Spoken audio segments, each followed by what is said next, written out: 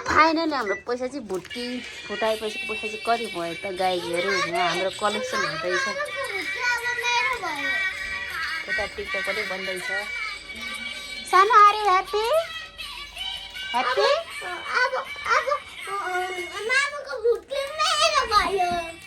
दो भुट्टी अघि छोराले भुट्टी फुटाउनु खोज्दा आमा तनावमा हुनुहुन्थ्यो होइन अनि उहाँको भुट्टी चाहिँ छोरालाई दिएपछि छोराको भुट्टी त फेरि फुटाइयो होइन यहाँ चाहिँ मान्छेलाई धेरै भुट्टीहरू हुने गर्छ होइन के गर्नु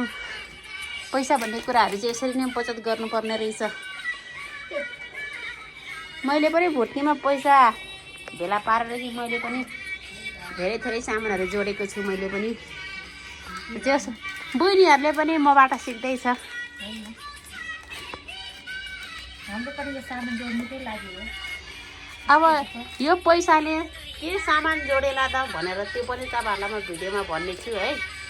अब यस्तो आइडियाहरू चाहिँ यिनीहरूलाई मैले दिइराखेकोहरू छु के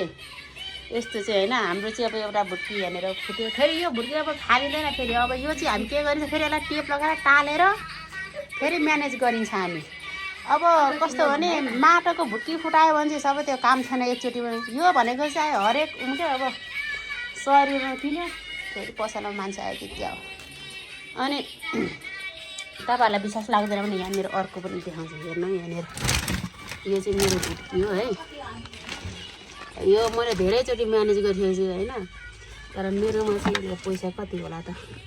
मेरोमा चाहिँ धेरै छैन होइन म चाहिँ अब बेला बेला निकालिराखेको हुन्छु अनि यो भनेको यसरी कामहरू दिन्छु त्यहाँ टिकटक पनि हुँदैछ होइन हामी किनभने सोसियल मिडियामा चाहिँ एकदम हामी एक्टिभ हुने मान्छेहरू ल अन्तिममा तपाईँ केही भन्नुहुन्छ चाहनुहुन्छ के भन्नु छोराको अब भुट्टी छोडेर छोरालाई एउटा बाइक किनिदिने विचार थियो छोराको बाइक किन्ने सपनै हुने भयो अब त्यस्तै हो अब फेरि यसलाई रिपेयर गरेर अनि यो भरेपछि चाहिँ छोरालाई एउटा रेड बाइक किनिदिने हो अहिलेको लागि चाहिँ यो अति आवश्यक परेर फुटाउनु पर्ने अवस्था भएको छैन के अरे पापड बेल्नु पऱ्यो छोरा यतिको लागि होइन त पैसा चाहिँ हेर्नुहोस् हजार हजार छ अरे